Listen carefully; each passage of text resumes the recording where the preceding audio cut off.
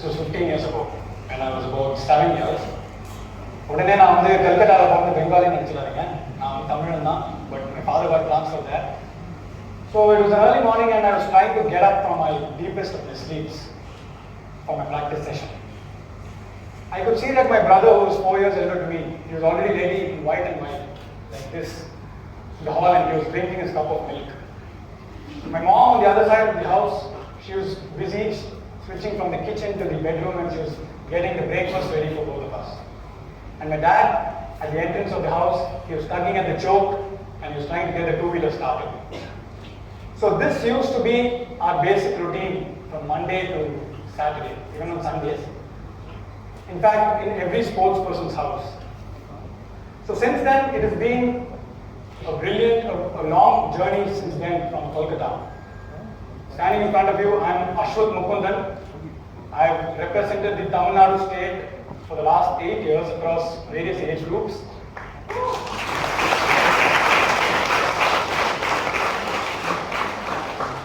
Currently, I am playing for the under-23 Tamil Nadu side. I have been playing it for the last 3 years. And most of you would have seen the Tamil Nadu Premier League, the TNPL. I represent the iDream Karaikudi Kalai franchise in that. First of all, it is indeed a great privilege and honor for me to be invited here as a guest amidst a lot of big achievers and a lot of future achievers here in the form of you guys. So big thanks for that. So today I'd like to talk about how important and essential sports is in the upbringing of a child. How it kind of molds a person and how it teaches a truckload of things in life for a person. So why take up sport in the first place? Anybody? Why take up sport in life? Okay, so if anybody asked me that question, I'd say sport is a field where it brings along a lot of people. People from the north, people from the south, across caste, creed, religion and race, all into the same huddle. It makes them work hard, it makes them sacrifice their sleep in order to achieve their common goal, to win. So a quick question here. How many of you play the latest sensational game, PUBG? I just want hands up. Is that all? Okay. Maybe you can include Candy Crush also in that. Another important question here. How many of you go to the playgrounds or your streets or sector parks and play outdoor games like cricket, football or badminton or any other outdoor sport? Nice. I can see most of the backbenchers are lifting their hands like this.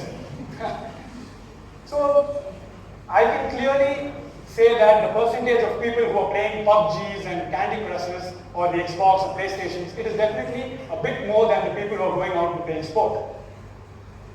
Research says that 57% of the people in India did not play even a single sport in the last 1 year, in the year of 2017 and 18. Astounding, right? For me, as a sportsman, it is a bit shocking and a bit hurting too. Like even Virat Kohli had expressed his intentions about this research a few days back. So recently, I have a neighbor who is 9 years old. So last week I asked him, "Hey, hi, dad, kadase appo cricket aadna?" And he was like, "Nethe." So I asked him, "Hey, endha ground na? Maybe naanu naaligu kondu aadna." He was like, "Ground ah? Na brain la cricket, PS4 la aadna." I was just spellbound. I couldn't give a reply to him. Like, as a kid born in the 90s and growing up in the next few decades, I think I've definitely seen a shift of interests and priorities. Like, if I go and ask a kid now, he would definitely prefer sitting in the AC room on a beanbag and playing the PS4 all day long. So, I'm a strong believer that your mind controls your actions. Your mind needs to be fresh and happy in order to go and achieve their goal. Your body is a vehicle, the mind is the engine which drives the force. I absolutely agree with that. So talking about mind and mental strength, the first person who comes to mind for me is an Indian cricket legend. everybody just admire him for the never say die attitude he possesses and the way he keeps calm under pressure. Any guesses? Rahul Dravid. Only you're the one who's saying Dravid, but most of them are saying Dhoni. How many of you are Dhoni fans here? Cool. Even I am one. I've admired him a lot in the last 10 years. So I had an opportunity to be a net bowler when the Indian cricket team had come down to Chennai to practice for a couple of days before Sri Lankan tour. This was about 4 years ago. So I was really excited. I was charged up at home and I was really excited because I was going to rub shoulders with the role models and all the people who I'd been looking at like a very distant thing or on the TV. So I went there, I was really charged up and I was first up against Suresh Raina.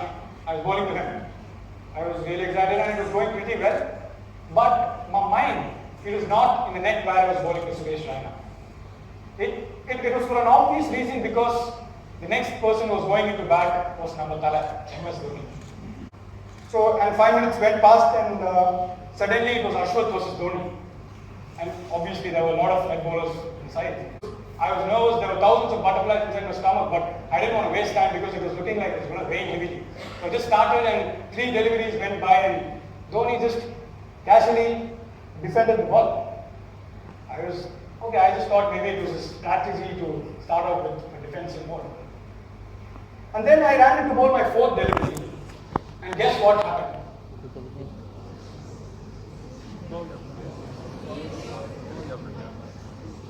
He was bowled. The off stump cartwheeled back and it hit the net. And me being an 18-year-old guy, I just finished my follow-through and I was like, woohoo! I was the only one shouting in the center wicket of Chepauk. Everybody was looking at me. Who's this guy? He came as a net bowler and he's shouting at this. Dhoni just went back, he took back the stump, he rolled the ball back to me and he just went back to his routine. I was just looking at Dhoni's eyes like this. I was seeing him, I thought he would give me a stare or a compliment or something. But he never did anything, he just went back to his usual routine. So I went back to my run-up and a few senior net bowlers were there. So they gave me a free advice. Many people give this a lot in life. So they told me, Macha, at the ball, wait for it. I was like, why? Give me one solid reason why I should go and bowl. Why? I'm here to bowl. And they were like, see, the guy here, this guy took Dhoni's wicket yesterday, and the next 6 balls he bowled, it was in the stands. So, I'm telling this for you, you will not get demoralized because you are here for a net bowling session.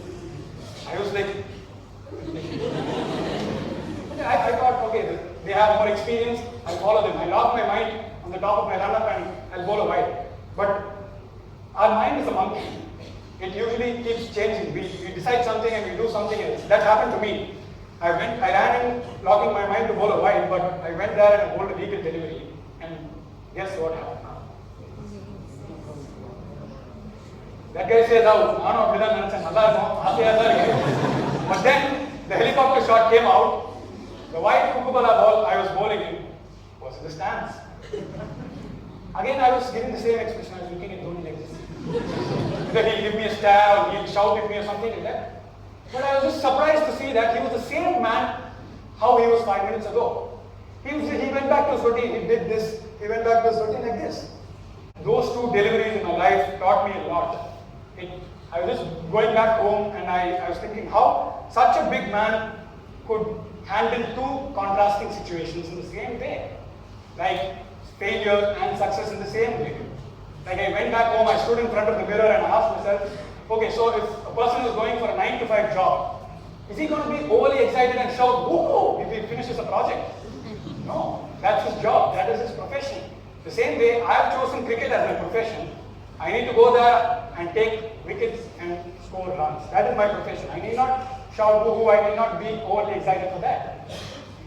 Sport teaches you a lot more than physical skill. When you play sport, there are two options. Like it is probability. You either win or you either lose. So losing teaches you a lot in life. I have lost a lot in my life and I've learned a lot. And being a good loser takes a lot of maturity and practice. So moving on, I must say I've been really lucky to be associated with an all-time great in in cricket for the last 4 years, personally. He's an Australian legend.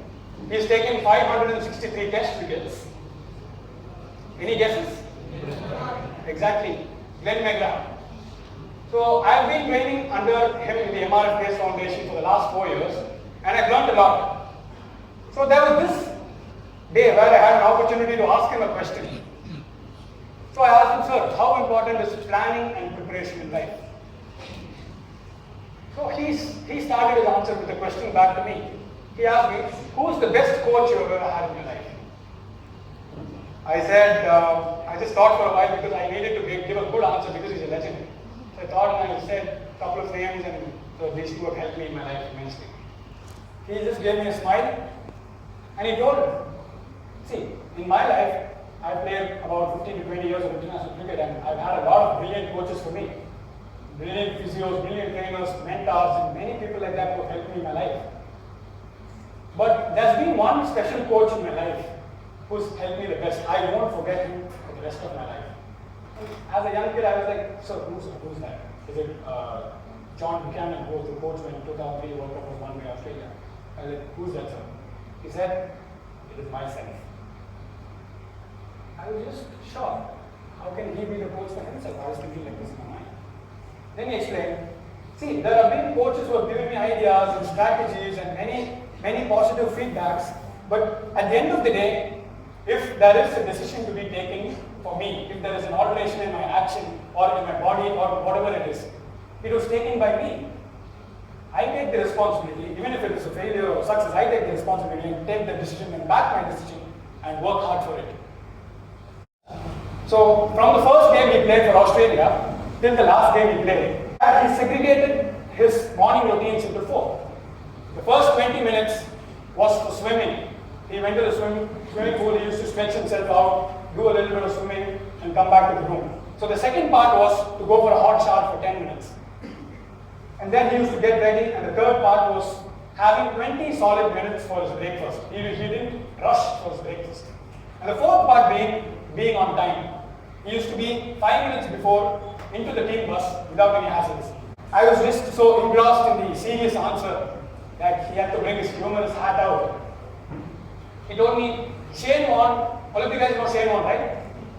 So Shane Warne was his roommate for most of the time when they both played for Australia together. And Shane Warne, his routine was to get up 5 minutes before the reporting time, just dump these clothes, all the clothes into his bag and leave. This was his routine. But undoubtedly he was really talented and he took 700 wickets, test wickets. So Glenn again told me, see, this worked for Glenn, this worked for Shane, but it isn't necessary that it will work for you. It will work for him. You need to figure out which routine will work for you. It is totally subjective. You need to figure out that and be disciplined and go towards your goal. So moving on, there's one topic or one thing which people have neglected in life. That is switching on and switching off. You people might be wondering what it is. So I'll just give a brief about it. So me as a cricketer, I spend 8 hours on the field when there's a match day. So when I come back to my hotel room or when I come back to my house, I can't be thinking about cricket the whole day again because my brain needs a break. And similarly, if you guys are going to attain 8 hours of college, it gets over at 3 and you go back to your room at 3:30 if you start studying, you're not going to be efficient. You're going to be tired. You're going to be hating studies. But that is the point where you need to figure out what will help you. How do you switch off? For me, switching off means music. I've learned keyboard. I've done 4 grades in keyboard when I was in school, but I had to give up music because I couldn't balance both. But this was in my second year of BCom. When I got a small injury, I decided I'll take back the keyboard from the lost and I'll start playing it. Because my first passion always has been cricket and I'll say that second passion is music. So I started playing music, I started singing and I started uploading videos on the social media. I got a lot of criticism, I got a lot of reviews. But I just noticed one thing, in the next 6 months, my cricket graph started growing up. It took me 3 months to realize this. And I went up to my close friends and I told them, hey Machan, I'm the keyboard of cricket I'm like, what up, I couldn't make them understand the relation between my music and cricket. But trust me, it brought a big change in my performance on the field. I started becoming more happier. I started becoming more relaxed. Like obviously, after playing a game, you switch off for some time, and at the night, when you go back to sleep, you need to think about the game again because next day you have to go back into the field and perform. You need to do that, but there is a couple of hours where you need to switch off. Like I've seen people reading a lot of books or seeing movies on their iPad or going for a swim or spending time with your family or girlfriends. It might be anything. You need to be proactive and you need to find out which switching off mode will work for you. So one thing I get back from sport when I quit sport is switching on and switching off, which will help me even after I quit sport. It is always seen as an expensive sport. Like people say, he played 1 year of IPL, he played 1 year for the Indian team and he became a billionaire. But they never see what goes behind the scenes. There's immense hard work, a lot of sacrifices that goes. And cricket and sport is not always a positive thing. It has its own cons. Injuries. Sportsmen getting injured is really common. You can't prevent it, but you can only postpone it by getting strong and doing a lot of fitness. So personally, I have been through 3 injuries in the last 4 years. The recent one being the major one, which I got injured in March. I had a problem in my pelvic bone and my abdominal muscles. So it took me 5 long months to recover from that. But one thing I realized after coming back from the injury is that I became a lot mentally stronger. During the injury phase, I saw a lot of motivational videos. I started playing music a lot. I started spending a lot of time with my family. And I started reading a lot of books. And I started training my mind that once I'm back, I'll be double stronger, mentally and physically. So I kept saying this to me every day. So I played my next competitive game in the end of July in the DNPL. When my team was in a very critical situation, it was our 5th game of the tournament. And that was my first game after 5 months. I was really excited because stepping out of the field is the greatest thing for me, for any sportsman. And after 5 months, it was really special. But at the same time, I was really nervous because there were thousands of people watching. There was floodlights. It was a Star Sports telecasted match, and there was a lot of pressure for our team. So I was really nervous. But I just thought, when I stepped out of the field, I just thought all the pain I went through the last 5 months, and I thought, okay, I just want to go there and enjoy, because that's why I chose cricket as a profession for me. I took a 5-wicket haul in the comeback game after 5 months.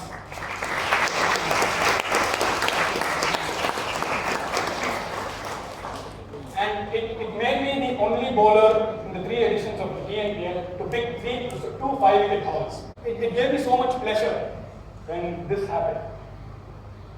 So injuries is a factor where it makes you more stronger and it trains your mind harder. Why take up sport? I'm coming back to the same question where I started.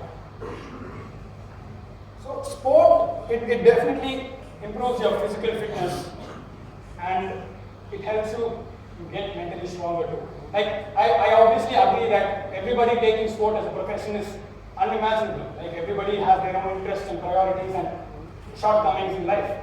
But inside you will be liking sport, but you are not in a position to go out there and play. But what I urge you to do is play sport. Sport doesn't mean only cricket or football. Even carom, chess, or volleyball, or even kho-kho, it is a sport. You go out there, enjoy yourself, sweat it out, your mind becomes relaxing and you become physically fit. Go out there and play sport. The harder you work, the luckier you get.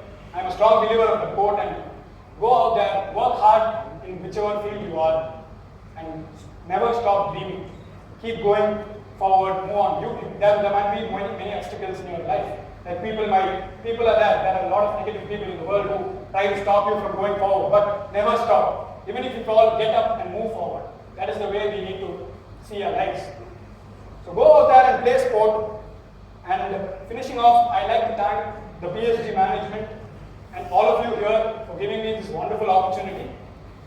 I hope I made a small impact, at least in few lives, and I hope tomorrow you will take out your bats and balls and you go out there and play. Thank you.